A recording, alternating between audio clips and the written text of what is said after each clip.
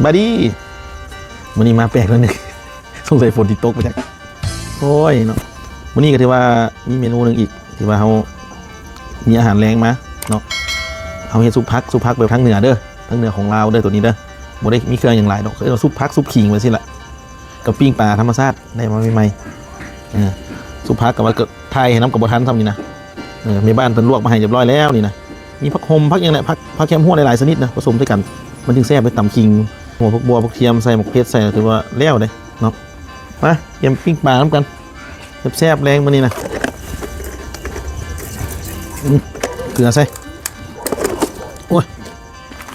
เป็นวันหนึ่งซะ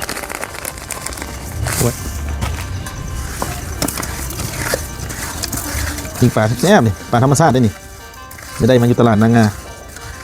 ไปเรียกคนนั้นเลยมาซื้อมาโอ้ย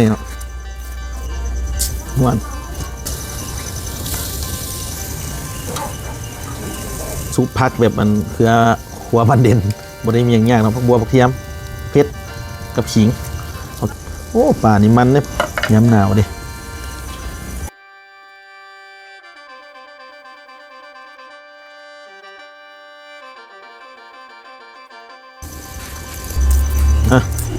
บอกผักบัวผักเทียมที่เราจีเราได้ป่ะปลากระปิ้งไปน้ำเห็ดไปพร้อมๆกันเลยจะได้กินเขาไว้มาเครื่องเขาก็มีผักบัวผักเทียมจีเนาะมีขิงนี่ขิงปลูกเองได้ขิงน้อยเอาเพชรแห้งพี่ตำกับบริยากเนาะพี่น้องใส่โคกก็ตำแล้วแหละนะโอ้สิบเพชรพอดบ้ามันนี่เอาเพชรกับสิบเจ้าพักเลย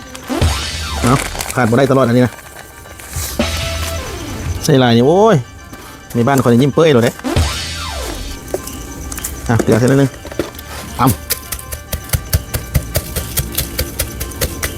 กินงี้ไงแล้วแต่ละท้องถิ่นเลยใครมักบักงามักอันนั้นก็ใส่แต่ว่าเขามักแบบนี้ก็กินแบบนี้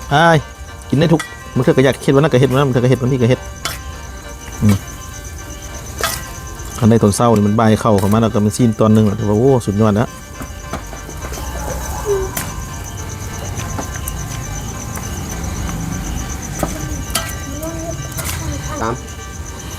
ช่วงนี้นี่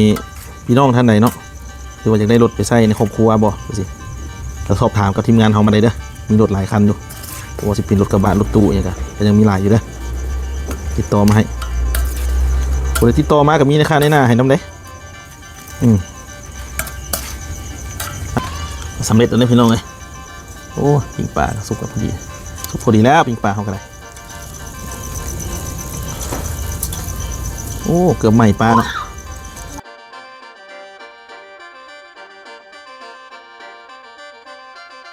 มากินข้าวน้ำกันปิ้งปลาแซ่บซุปผักแบบเนื้อทั้งเนื้อใส่ขิงแซ่บเลยพี่น้องเด้อขออนุญาตไปกินข้าวก่อนบัดนี้นะไปรีกินก่อน เจอกันคลิปต่อไปเด้อพี่น้องเด้อฝากติดตามกดไลค์กดแชร์นะขอบใจ